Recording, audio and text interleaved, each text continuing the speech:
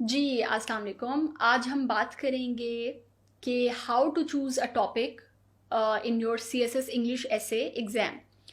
तो इसमें दो इम्पॉर्टेंट चीज़ें हैं जो आपने मद्देनज़र रखनी हैं। वो है number one, theme selection and preparation, and number two, types of topics.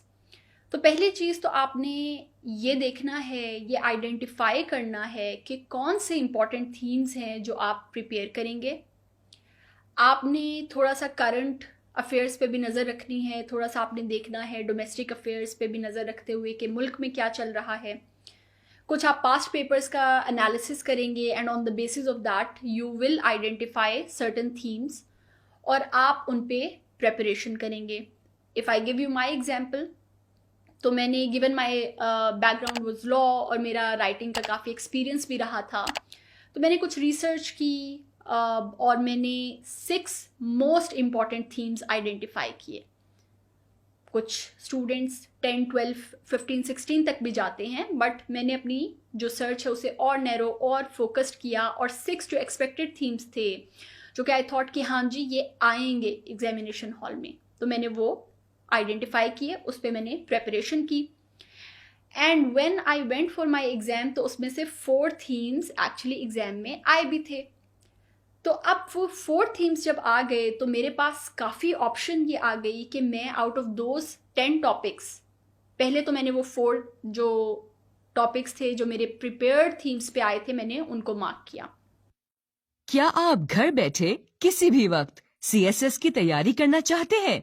तो आज ही विजिट करें हमारी वेबसाइट, जहां आपको मिले बहुत सा मुफ्त स्टडी मटेरियल, कोर्सेज जो पूरा सिलेबस कवर करते हैं, रीसेंट टॉपर से गाइडेंस और बेशुमार वीडियो लेक्चर्स मुनासिब कीमत पर।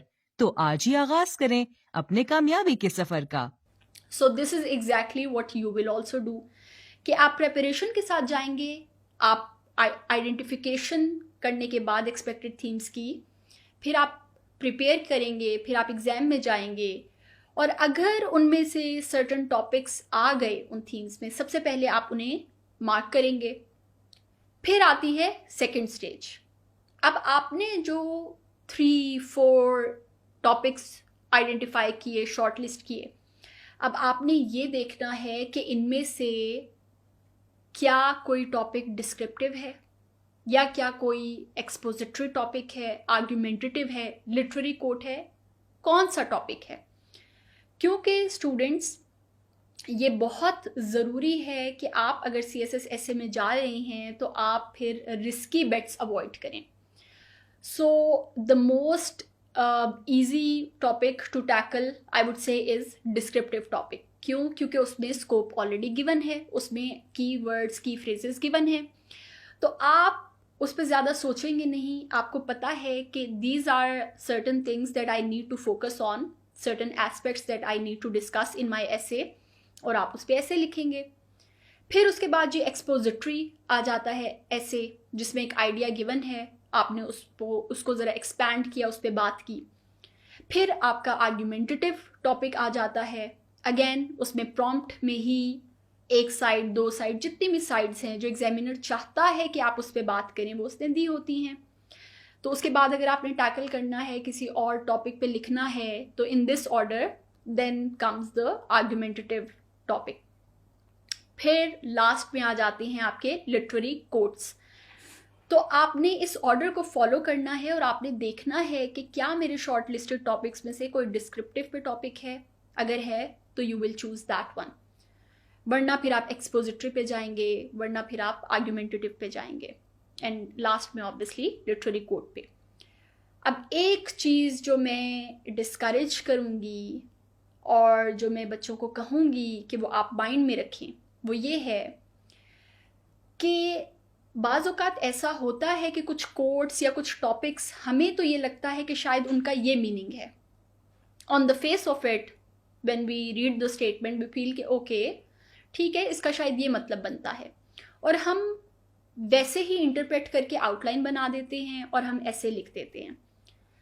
बट बहुत दफ़ा वो इंटरप्रिटेशन गलत होती है, क्योंकि उन कोट्स का, उन स्टेटमेंट्स का एक बैकग्राउंड होता है, उनका एक कॉन्टेक्स्ट होता है। If I give you an example, तो मेरे साल में एक टॉपिक आया, beware the barrenness of a busy life. अब दिखने में तो ये टॉपिक आसान है, समझ भी आती है, लेकिन अगर आपको ये नहीं पता कि ये सोक्रेट्स का कोट है और इसका मीनिंग क्या है, और अगर आप लिटरेचर मेजर नहीं हैं या अगर आपको एक्सपीरियंस नहीं है इस तरह के टॉपिक्स पे लिखने का, then I will strongly recommend that you don't attempt this topic, क्योंकि इस पे डेटा, एग्जाम्पल्स, फैक्ट्स, फिगर्स वो देना will be very difficult. If I give you another example, तो एक पुराने सालों में एक टॉपिक आया, फ्रेल्टी, ताई नेम इज विमेन। अब on the face of it तो इसका एक सर्टेन मीनिंग नज़र में आता है, लेकिन ये कोट जो बच्चे लिटरेचर के स्टूडेंट्स रहे हैं उन्हें पता होगा कि ये शेक्सपियर का कोट है जो कि हैमलेट से लिया गया, और इसका एक सर्टेन कॉन्टेक्स्ट है। तो अनलेस आपको वो कॉन्टेक्स्ट पता हो, अनलेस आपको वो हिस्टोरिकल बैकग्राउंड हो, फिर तो आप अटेम्प्ट करें इस तरह के टॉपिक्स पे, अदरवाइज आप नहीं अटेम्प्ट करें ऐसे टॉपिक्स। तो ये कुछ चीज़ें हैं जिनका ख्याल रखना है। अब जो थर्ड चीज़ जो आ जाएगी वो ये कि गॉड फॉरबिड आप गए एग्ज़ाम देने और कोई भी ऐसा टॉपिक ना आया कि जो आपने प्रिपेयर किया है। वो 10 टॉपिक्स जो आए उनमें से कोई भी आपके जो थीम्स आप प्रिपेयर करके गए थे उनमें से कोई टॉपिक उन थीम्स पे नहीं आया, then how will you choose a topic? फिर आप ये करेंगे कि आप अपनी ऑप्शनल सब्जेक्ट्स की बेसिस पे and on the basis of your knowledge आप चूज़ करेंगे कोई एक टॉपिक। फॉर एग्जाम्पल, अगर आपका जेंडर स्टडीज़ का ऑप्शन आपने रखा था और टॉपिक वहाँ पे कोई विमेन रिलेटेड आया हुआ है, तो you will have enough data, facts, figures and arguments from your gender studies course कि आप वो यहाँ पे ये टॉपिक अटेम्प्ट कर लें। अगर आपने ऑप्शनल्स में इकोनॉमिक्स का सब्जेक्ट रखा है तो फिर आप इकोनॉमी रिलेटेड कोई टॉपिक चूज़ कर सकते हैं। अगर आपने इंटरनेशनल रिलेशंस रखा हुआ है तो फिर आप कोई भी जो करंट अफेयर्स रिलेटेड, जो मुल्क में या इंटरनेशनल एरिना पे जो इवेंट्स चल रही हैं उनसे रिलेटेड अगर कोई टॉपिक आया है तो फिर आप उस पर लिख सकते हैं। तो आपने अपने नॉलेज को, अपने बैकग्राउंड को मद्देनज़र रखते हुए टॉपिक सेलेक्ट करना है, और हर बच्चे का जो सिलेक्शन क्राइटेरिया है विल बी वेरी डिफरेंट। क्यों? क्योंकि हर एक का बैकग्राउंड डिफरेंट है, हर एक की नॉलेज बेस डिफरेंट है। I being a law major will be comfortable with certain types of topics.